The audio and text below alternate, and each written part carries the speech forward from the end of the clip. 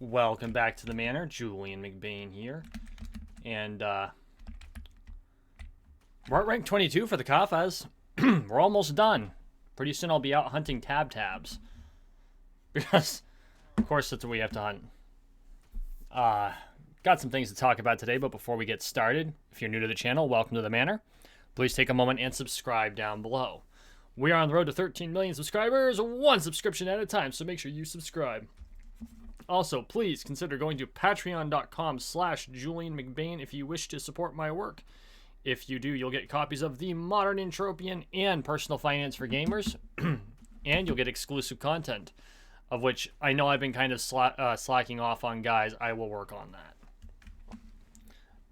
This time of year is kind of weird because as winter winds down, we get ready for summer season, and in my life, summer is the busiest time of year. On top of all of the yard work that comes with summer, you know, lawn mowing and maintaining and weed whacking and dealing with all that stuff, it also comes with cutting wood. And when I say it comes with cutting wood, we're talking 9 cord of wood a year. And for those of you who don't know what a cord is, because if you don't live in a wooded area or you don't burn wood on the regular, you probably don't know what a cord is. A cord of wood. I don't know why when I go to record these videos, suddenly I have to clear my throat like 1,000 times.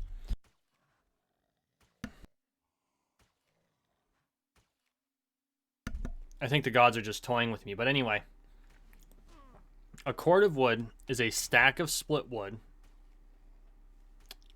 4 feet wide by 4 feet tall by 8 feet long. It's not a there's not a hard volume to it because it can be round wood like limb wood, it can be split wood. We call it a stack of split wood, but realistically it can be logs, kind of. It's just the way it works. Or blocked, I should say.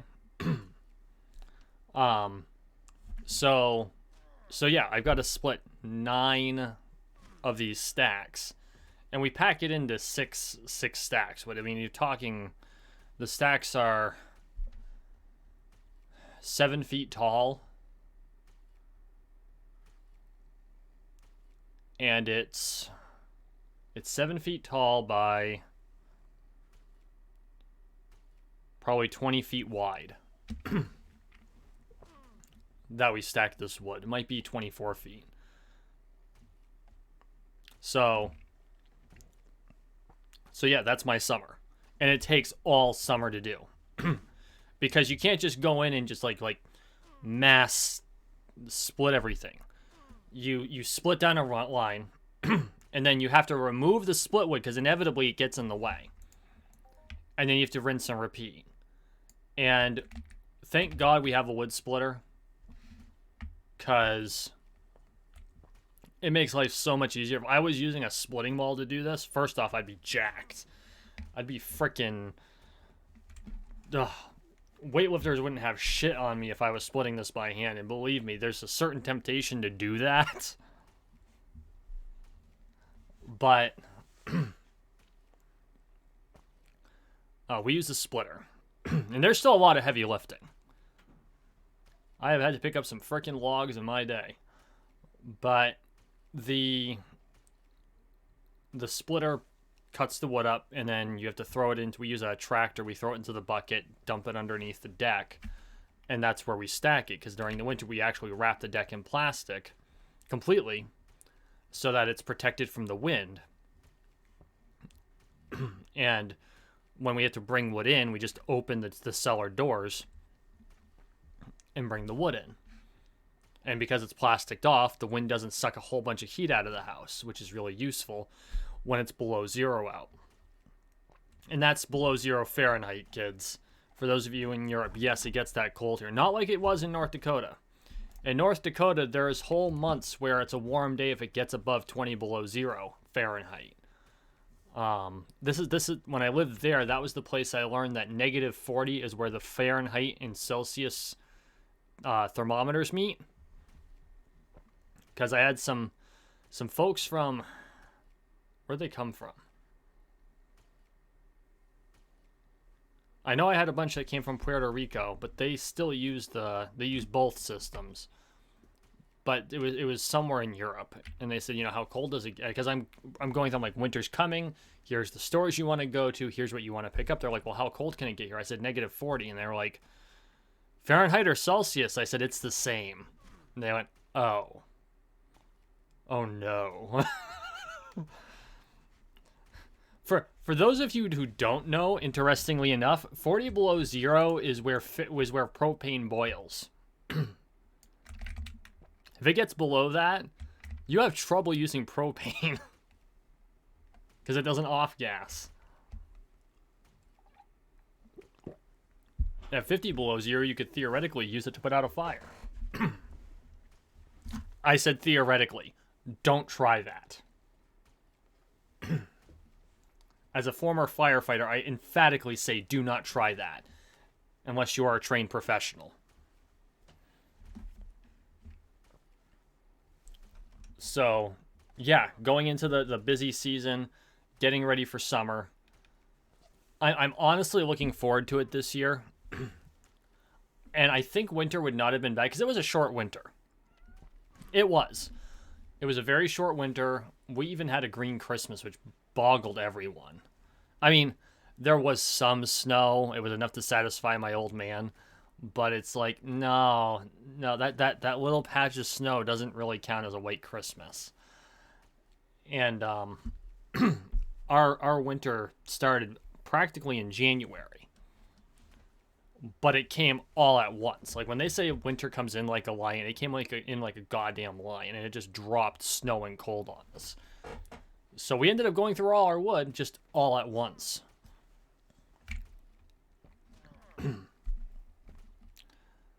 But yeah, so living on a working property, that's just the way life is.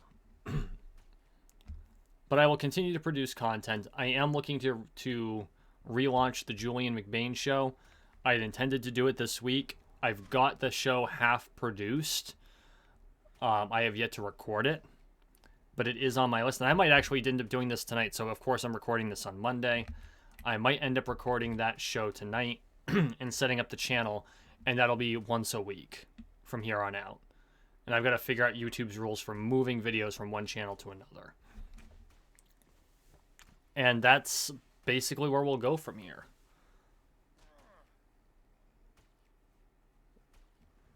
Because there's still stuff I want to talk about. Although I don't like going into the news because everyone talks about the news. And why do we need one more person out there jawing off about the news? And that's probably my biggest, toughest part of all this, is figuring out how to have a unique selling point for the Julian McBain show. And one of the better parts of it was that, in my opinion, I mixed gaming with the show. So we were playing a game and we were talking about stuff, and that was the purpose of the show. And in a lot of ways, I really liked being able to do that. But on the same token, that was a focused podcast, whereas this is more of a vlog. Because there's a lot of similarities between what I'm doing now and what I did on the Julian McBain show. That was a very focused podcast. I had a very specific format. I'm still working on the format a little bit, but there are a couple of things I do want to talk about that I will talk about. And maybe it'll be one of those things where I have two segments that do two different things. Because all kinds of fun stuff is happening. Elon Musk just named himself Technoking of Tesla. And I think that is the most fucking awesome thing that has happened in modern history. And his treasurer, or his CFO, is now the master of coin. I want to work for this guy, guys. Just so I can get some weird title like that, And I'm someone who plays in the Middle Ages, right? So I'm in the SCA, as I'm sure you have all figured out by now, considering I can't stop talking about it. And I spent 4 years. No, it was almost 5. I was just shy of 5 years. I just looked it up the other night. I was updating my profile, and I was the exchequer. And what that is in the SCA, and actually in Britain as well, it is the bad description of it is the treasurer, because the exchequer does more than just handle the treasury or the bank accounts. The exchequer also handles things like your regalia, your supplies, how many chairs do we have for an event? Do we have a pop-up tent for the shire that we live in? If it's a kingdom level, which is what we call a region, all the royal regalia is handled by the kingdom exchequer's office. I was a shire exchequer. They handle accounts, of course, all the money. So there's a lot of responsibility, and in fact, it's probably the least liked job in the entire organization. And it carries a lot of legal responsibility with it because you have the checkbook. And when you have the checkbook, there's a lot of crap that goes with it when you're in a nonprofit. And for all that it is the toughest job in the SCA, and it can cause a lot of headaches, and believe me, it can. And the reports have to be in on time, or they are on top of your case daily. And they need to be, because they've got reporting requirements too, and they have to meet legal guidelines so the IRS doesn't take away the 501c3 status. But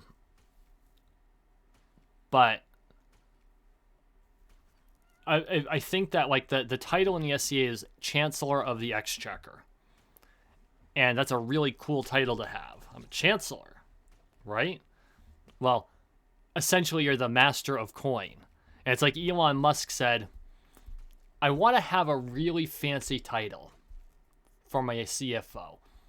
But Exchequer just sounds pretentious.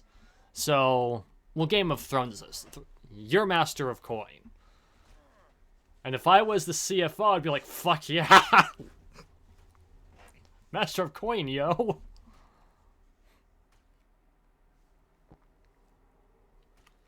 Oh.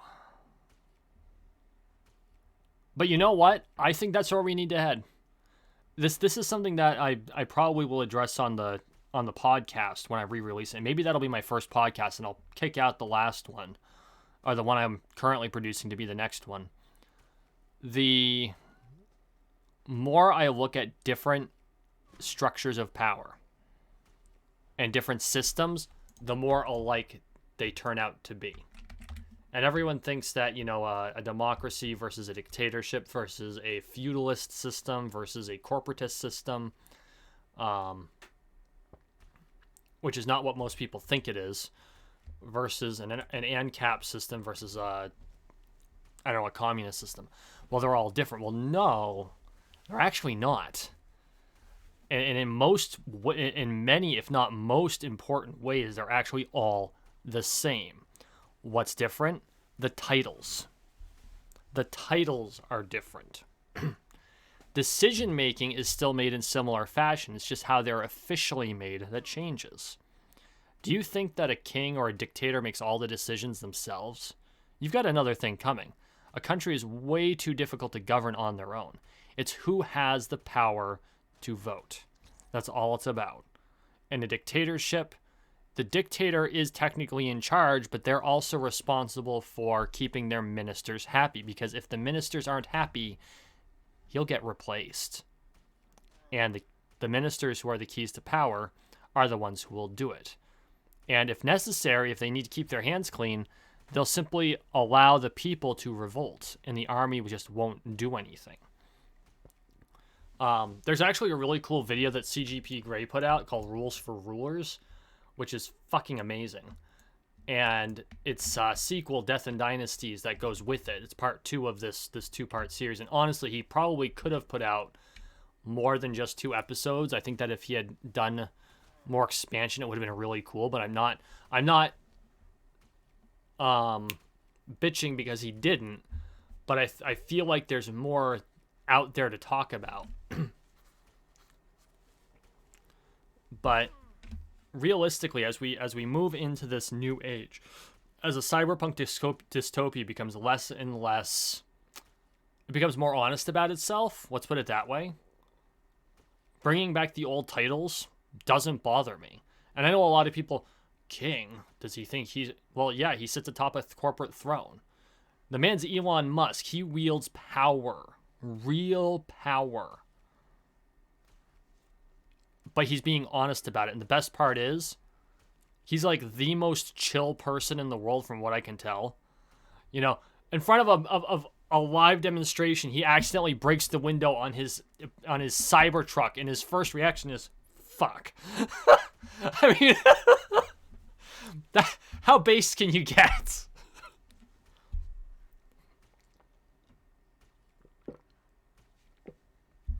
So, oh god, I swear to god, Elon Musk is going to save us all. He is. He's going to save us from the cyberpunk dystopia. He's going to lead us to the promised land. He'll become the Emperor of Verse. That's a weeb reference for those of you who have never watched Alt Noah Zero. For those of you who are anime fans that have never watched Alt Noah Zero, go watch Alt Noah Zero. And watch it dubbed, please.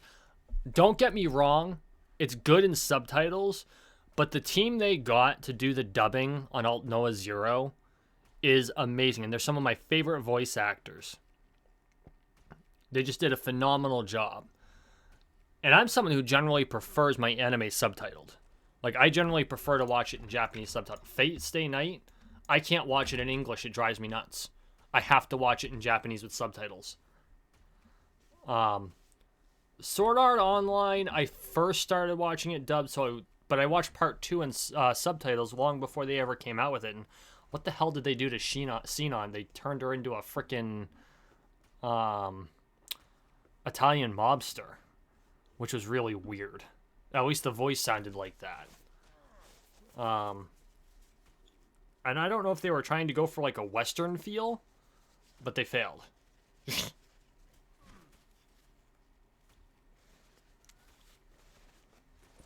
But no, I think that I do believe that Elon Musk is going to save us all.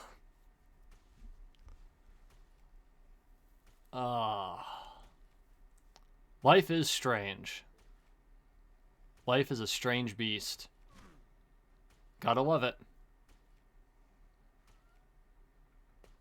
Because the longer we live, the more that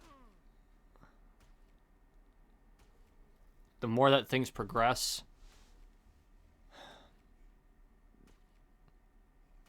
I don't know. I think there are still good things coming. I think we've got a long road. I think that we are going to be in for some tough times. But I see good things on the horizon. My hope is that at the end of all this, Star Trek ends up being our future and not Warhammer 40k. Unfortunately, I am of the opinion that, you know, being a child is wishing for a future that is Star Trek. Being an adult is realizing that Warhammer 40k is far more likely.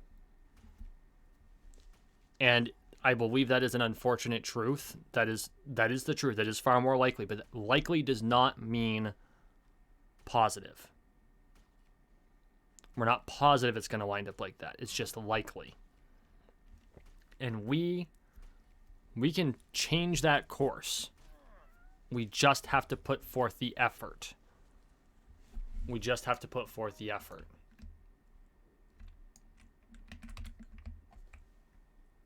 And be willing to look at what's creating these problems we have. Because the things that people seem to think are the solutions to the problems are actually creating the problems. And I'm not going to dive into that.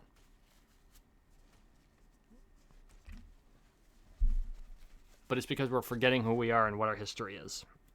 I think that's the big problem. And I'm already kind of tangenting more into podcast territory than I like to on this channel. So we're going to kind of like walk away from there. Because, yeah, that's what we're going to do. In the meantime, for those of us who walk this walk. We're going to continue loving our virtual world, playing for real money.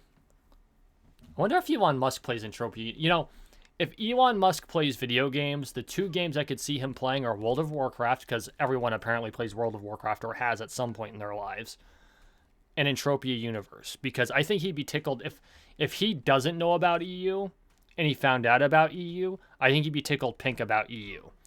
And honestly, Elon Musk is the guy that would walk in and just like buy all the rest of ancient Greece. You're like, oh, that's kind of nifty. Buy all of it, the whole thing.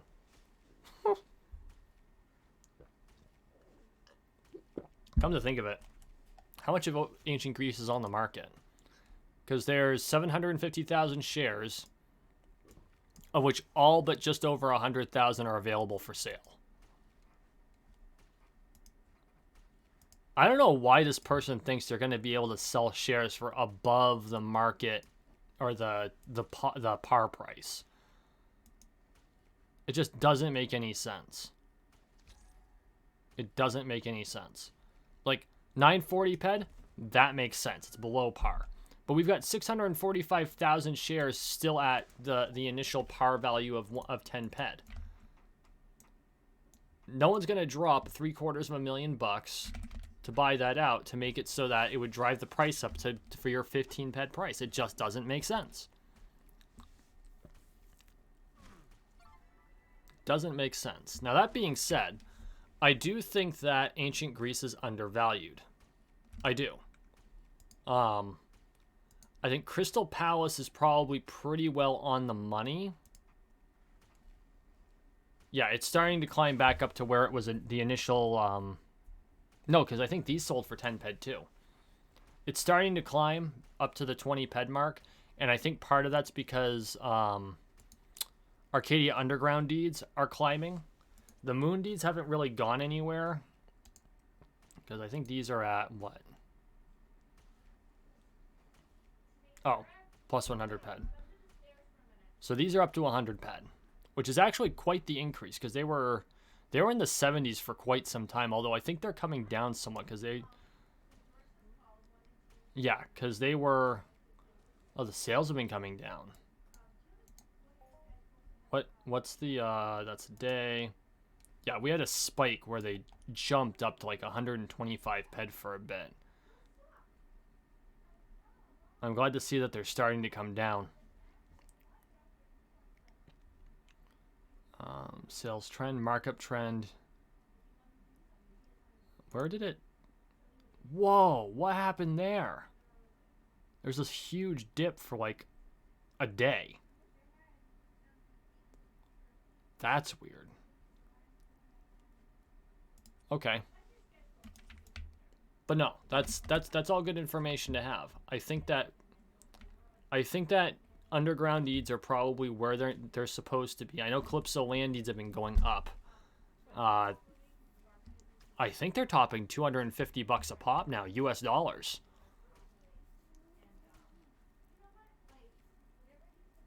So that's really interesting. The market cap of Calypso is going up. I know Bob Silent, check out his channel. He does a really good analysis of all this every month.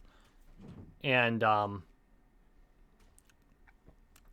you know, he calls himself an internet troll. He's not a financial advisor. He actually put an ad out for me once just to drive up the price of political ads, which I thought was fucking hilarious. You should go check his channel out and check out his analyses.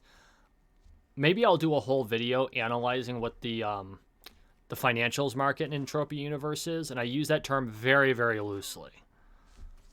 But for all intents and purposes, it's an in-game financials market using in-game currency. And so I think it would be really interesting to look at and determine what we're looking at and where it might be heading. I do think ancient Greece is undervalued. I do. And I think it's undervalued because everyone's really nervous about buying it. I think if the Arcadia team gets back on the ball, it will be... I think the moon will actually go up, and I think that whatever caused them to stop working on it was actually a bigger problem for the moon than the fact that the moon needs took forever to sell. And I think part of that was because people weren't seeing what they were expecting from the moon as fast as they were expecting it, which people are fickle, but we'll get there. And the moon's still paying out. I mean, not as frequently as I would like. Where was the last moon payout? Holy shit, was it that long ago? Ooh. Oh, wow, it was February 19th, but it was pretty steady prior to that. So either no one's on the moon, or there's a hang-up with the payment system on moon deeds. Either one would not surprise me, to be honest. So, anyway, thank you for watching. Thank you for listening. Please like, share, and subscribe down below. We are on the road to 13 million subscribers, one subscription at a time, so make sure you subscribe. And as always, thank you for your support, and we will see you in the next one.